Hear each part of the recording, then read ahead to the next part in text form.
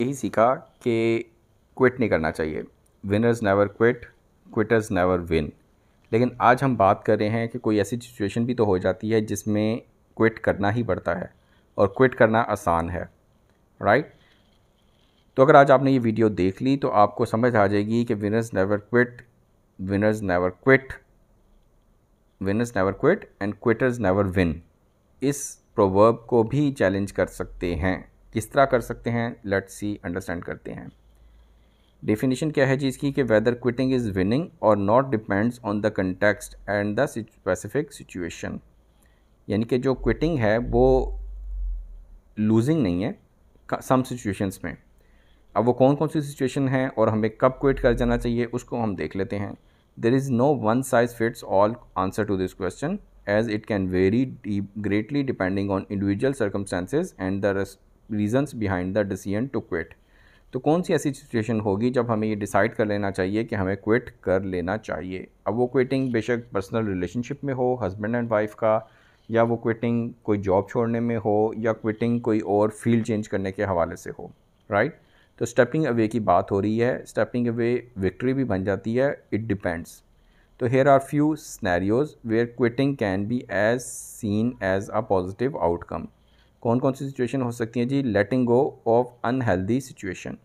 quitting can be form of self preservation especially when the current path or situation is detrimental to one's well-being, physical health, mental health और personal values। जब आपकी personal values को meet ना किया जा रहा हो, जब आपकी हेल्थ पे कंप्रोमाइज़ हो रहा हो, जब आपकी मेंटल हेल्थ डिस्टर्ब हो रही हो, तो फिर क्विट कर लेना चाहिए।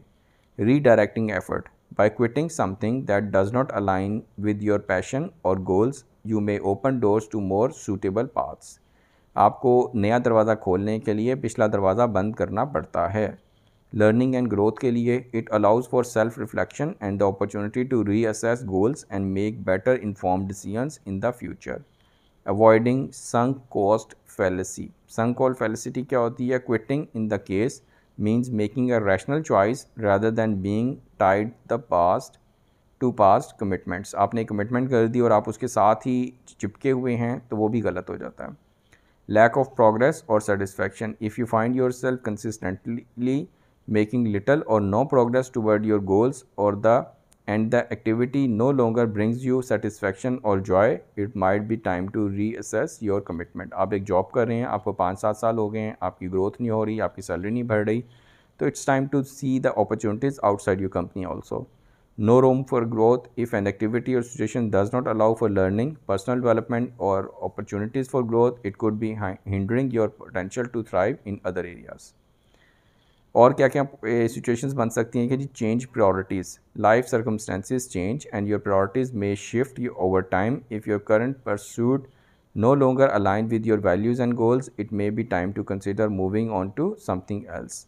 Exhaustion and burnout। burnout की सिचुएशन हो जाती है sometimes। constantly feeling exhausted, overwhelmed and emotionally drained by an activity could be a sign that it's time to toll on your well-being।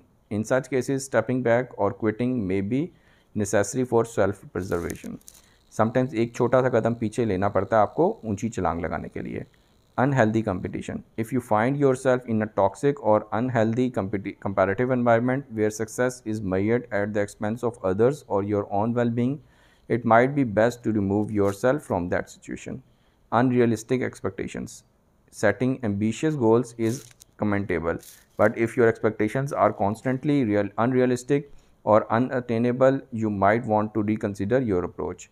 Lack of interest or passion। When you lose interest or passion for something that once excited you, it becomes challenging to maintain the motivation required for your success।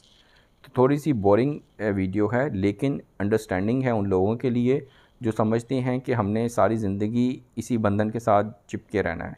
तो वो सही नहीं है, आपको quit करना पड़ता है। और ज़रूरी नहीं कि winners never quit, quitters never win. Some situations ऐसी हो जाती हैं जिसमें आपको विन करने के लिए क्विट करना ही पड़ता है। अब ऐसी भी सिचुएशंस हैं जहाँ पे क्विटिंग जो है वो विक्ट्री नहीं होती। वो कौन कौन सी सिचुएशंस हैं। Giving up permanently, prematurely, quitting too early in the face of challenges और setbacks without fully exploring potential solutions और strategies to overcome obstacles may lead to missed opportunities for growth and success. आपने job change की और आपको पता चला कि नई जॉब में आप एडजस्ट नहीं हो सकते, तो हो सकता है आपका ये इनिशियल फीडबैक हो। With the passage of time आप एडजस्ट हो जाओ और कंपनी में आपके लिए ग्रोथ अपॉर्चुनिटीज़ हों।